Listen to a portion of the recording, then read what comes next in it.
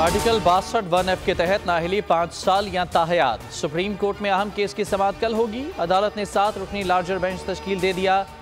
Chief justice Qazi Faez Isa bench के सरबरा होंगे। बेंच में justice Mansoor Ali Shah, justice Yahya Afridi, justice Aminuddin Khan, justice Jamal Mandokhel शामिल।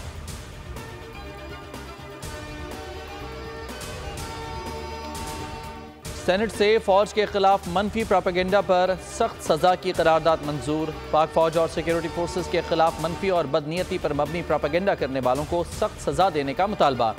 ईवान ने पीपल्स पार्टी के सेनेटर बहरमन तंगी की अफवाज पाकिस्तान के हक में करारदाद की इत्तफाक़ी राय से मंजूरी कर दी।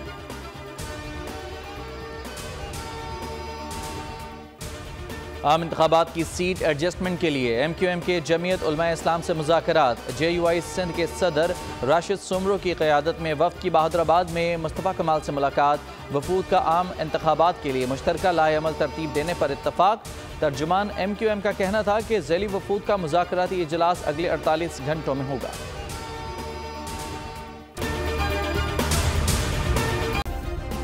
सब्सक्राइब करें और बेल दबाएं ताकि कोई खबर रह न जाए।